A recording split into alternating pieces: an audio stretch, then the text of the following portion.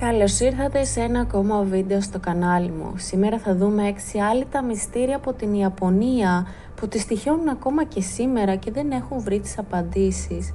Μην ξεχάσετε να κάνετε like και subscribe και να πατήσετε το κουδουνάκι για να μην χάνετε κανένα νέο βίντεο. Στις 10 Δεκεμβρίου 1968, 4 υπάλληλοι της τράπεζας Νιχόν Σιντάκου φόρτωσαν σχεδόν 300 εκατομμύρια γεν σε ένα αυτοκίνητο της εταιρείας και οδήγησαν σε ένα εργοστάσιο της Toshiba, όπου τα χρήματα υποτίθεται ότι ήταν bonus για τους εργαζόμενους. Λίγο πριν φτάσουν στο προορισμό τους σταμάτησε ένας νεαρός αστυνομικός με μοτοσικλέτα. Τους είπε ότι είχε υπάρξει μια έκρηξη στο σπίτι του διευθυντή του τμήματος και ότι μπορεί να υπάρχει άλλη μια βόμβα κάτω από το όχημά τους. Και οι 4 άντρες βγήκαν από το αυτοκίνητο και ο αστυνομικός μπήκε από κάτω για να ελέγξει. Σύντομα, καπνός και φλόγες άρχισαν να βγαίνουν από το κάτω μέρος του οχήματος. Ο πανικοβλημένος αστυνομικός φώναξε ότι η βόμβα επρόκειτο να εκραγεί, οθώντας τους 4 υπαλλήλους της τράπεζας να τρέξουν για να σωθούν. Εκείνη τη στιγμή ο αστυνομικός απλά μπήκε στο αυτοκίνητο και έφυγε με 300 εκατομμύρια γεν. Δεν ήταν στην πραγματικότητα ένας πραγματικός αστυνομικός, αλλά ένας αρκετά τολμηρός εγκληματίας και χρησιμοποιώντας μια ψεύτικη στολή, μια φωτοβολίδα δρόμου και πολλή φαντασία, μόλις ξεκίνησε τη μεγαλύτερη ληστεία στην ιστορία της χώρας. Ο ληστής δεν αναγνωρίστηκε ποτέ, ούτε τα χρήματα βρέθηκαν ποτέ, παρά τα πολλά αποδεικτικά στοιχεία, τους 4 μάρτυρες και ακόμη και ένα σύνθετο σκίτσο του εγκληματία. Απλώς παραμένει ένα συναρπαστικό και μυστηριώδες κεφάλαιο της ιαπωνικής εγκληματικής παράδοσης. Κάθε χώρα έχει τουλάχιστον μια καλή ιστορία UFO και η Ιαπωνία δεν αποτελεί εξαίρεση. Η βασική διαφορά είναι ότι η πιο διάσημη στηνή συνάντηση της Ιαπωνίας είναι αιώνες παλιά, που χρονολογείται από τις αρχές του 1800 κατά την περίοδο Έντο. Είναι το παραμύθι του Ούτσουρομπούνε που μεταφράζεται περίπου σε κύλο πλοίο. Μια μέρα αυτό το περίεργο σκάφος ξεβράστηκε στις ακτές της Χιτάτσι. Μερικοί ψαράδες πλησίασαν το πλοίο και από αυτό βγήκε μια όμορφη γυναίκα που μιλούσε μια γλώσσα που κανείς δεν καταλάβαινε και κρατούσε ένα κουτί κοντά στο στήθος της. Ο καπετάνιος του αλευτικού σκάφους ήταν ο μόνος που τόλμησε να την πλησιάσει και έριξε μια ματιά μέσα στο πλοίο της και είδε ότι είχε περίεργες επιγραφές στους εσωτερικούς τοίχους. Λίγα λεπτά αργότερα η γυναίκα επέστρεψε στο σκάφος της, παρασύρθηκε στη θάλασσα και δεν την ξαναείδαν ποτέ, ενώ οι ψαράδες γέδωσαν παντού την είδηση για τη μυστηριώδη συνάντησή τους. Ποια ήταν η Ούτσουρομπούνε? Ήταν απλώς μια επισκέπτρια από άλλη χώρα ή κάποιος που ρίχτηκε στη θάλασσα στην εξορία? Ήταν μια εξωγήινη επισκέπτρια ή κάποιο είδος θαλάσσιου πλάσματος? Ή ήταν απλά το προϊόν της υπερβολικά δραστήριας φαντασίας των ψαράδων? Πιθανότατα όλοι έχετε ακούσει για το τρίγωνο των Βερμούδων, ένα τμήμα του Βόρειου Ατλαντικού ωκεανού με πολλά υποτιθέμενα ανεξήγητα φαινόμενα που έχουν προκαλέσει την εξαφάνιση πολλών πλοίων και αεροσκαφών τα τελευταία χρόνια. Είναι ένα από τα αγαπημένα θέματα συζήτηση των λάτρεις του μεταφυσικού για δεκαετίες. Αλλά η Ιαπωνία έχει τη δική της μικρή υπερφυσική γωνία στον Ειρηνικό, ακριβώς νότια του Τόκιο. Είναι γνωστό στο τρίγωνο του Δράκου ή θάλασσα του Διαβόλου. Επί αιώνες πολλοί Ιάπωνες ψαράδες βυθίζονταν εκεί στον υδάτινο τάφο τους. Ακόμη και στις σύγχρονες εποχές φαίνεται ότι το τρίγωνο εξακολουθεί να προκαλεί θύματα. Πίσω στο 1955, όταν η εφημερίδα New York Times ανέφερε για ένα πλοίο που εξαφανίστηκε, είπαν ότι η θάλασσα του Διαβόλου ήταν ένα μυστηριώδες νεκροταφείο, υπεύθυνο για την εξαφάνιση 9 πλοίων μόνο τα προηγούμενα 5 χρόνια. Είναι όλες αυτές οι εξαφανίσεις νόμιμες και αν ναι, τι τις προκάλεσε?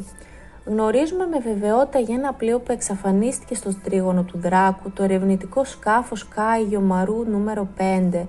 Εξαφανίστηκε το Σεπτέμβριο του 1952, ενώ ερευνούσε 9 νησιά που σχηματίζονταν από υποβρύχες ηφαιστειακές εκρήξεις. Ίσως μια τέτοια έκρηξη ήταν υπεύθυνη για την καταστροφή του ή ποιος ξέρει, ίσως ήταν εξωγήινη.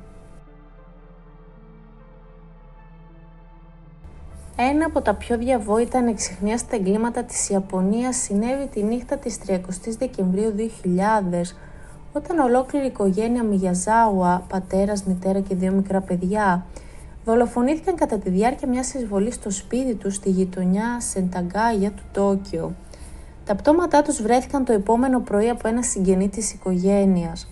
Ένα από τα παιδιά είχε στραγγαλιστεί μέχρι θανάτου, ενώ τα άλλα 3 θύματα είχαν μαχαιρωθεί. Μετά φαίνεται ότι ο δολοφόνος έμεινε στο σπίτι για ώρες, ίσως και για μια νύχτα. Άφησε πίσω ένα βουνό από αποδείξεις συμπεριλαμβανομένου του αίματος, αποτυπώματα και προσωπικά υπάρχοντα. Κι όμως έγινε μια από τις μεγαλύτερες έρευνες στην ιαπωνική ιστορία, αλλά ο δολοφόνος είναι ακόμα ελεύθερος. Το Μάρτιο του 1984, ο Κατσουχίσα Εζάκη, πρόεδρος της εταιρείας τροφίμων Εζάκη Γλίκο, απήχθη υπό την απειλή όπλου από το σπίτι του στην Οσάκα. Λιγότερο από 3 μέρες αργότερα όμως, ο Εζάκη κατάφερε να ξεφύγει από τους αιχμαλώτους του και να είναι ασφαλής. Ήδη η απαγωγή μια τέτοια υψηλού προφίλ φιγούρα συγκλώνησε το έθνος, αλλά ήταν έτοιμο να πάρει πολύ πιο κακόβουλη τροπή.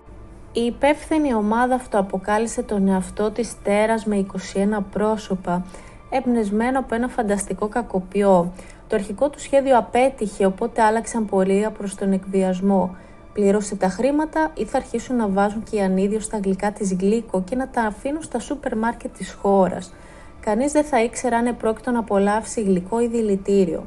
Η εταιρεία δεν πλήρωσε και οι εγκληματίες δεν ακολούθησαν την απειλή τους. Παρόλα αυτά, οι ανακλήσεις και οι φοβισμένοι αγοραστές οδήγησαν σε τεράστιες απώλειες για την εταιρεία και σε 450 απολύσεις. Αλλά ακόμα αυτό δεν ήταν το τέλος, καθώς το τέρας μετακόμισε σε μια άλλη εταιρεία ζαχαροπλαστικής που ονομάζεται Μορινάγκα. Αυτή τη φορά άφησαν πραγματικά μολυσμένες καραμέλες σε καταστήματα από το Τόκιο μέχρι τη Χατάκα. Περιλάμβαναν επίσης ένα αυτοκόλλητο που ανέφερε ότι η καραμέλα περιείχε δηλητήριο, αλλά προειδοποίησε ότι την επόμενη φορά δεν θα χρησιμοποιηθεί τέτοιο αυτοκόλλητο. Μια τέτοια περίεργη υπόθεση άξιζε ένα σοκαριστικό τέλος και το πήρε τον Αύγουστο του 1985. Ο επικεφαλής της έρευνας, επιθεωρητής Σότζι Γιαμαμότο, ζήτησε δημόσια συγγνώμη για την αποτυχία της ομάδας του να συλλάβει τους εγκληματίες. Μετά πήγε σπίτι του, χύθηκε με κυροζίνη και αυτοπυρπολήθηκε. Μετά το θάνατό του, οι εκβιαστές έστειλαν άλλη μια επιστολή προσφέροντας συλληπιτήρια και λέγοντας ότι θα σταματήσουν τη βασιλεία του τρόμου, και έτσι απλά το τέρας με τα 21 πρόσωπα δεν ακούστηκε ποτέ ξανά. Τελειώνουμε με μια άλλη περίπτωση τυχαίων δηλητηριάσεων, μια που επίσης συνέβη το 1985, όπως με το τέρας με τα 21 πρόσωπα. Αν και αυτό ίσως να μην είχε το ίδιο ανατριχιαστικό παράγοντα, αποδείχθηκε πολύ πιο θανατηφόρο.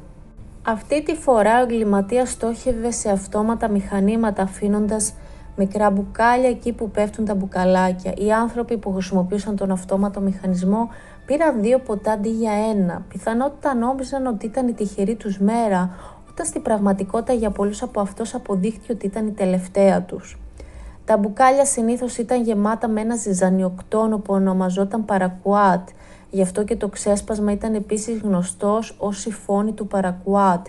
Τουλάχιστον 10 άνθρωποι σκοτώθηκαν και δεκάδες άλλοι αρρώστησαν, μέχρι που οι δηλητηριάσεις σταμάτησαν τόσο ξαφνικά όσο άρχισαν.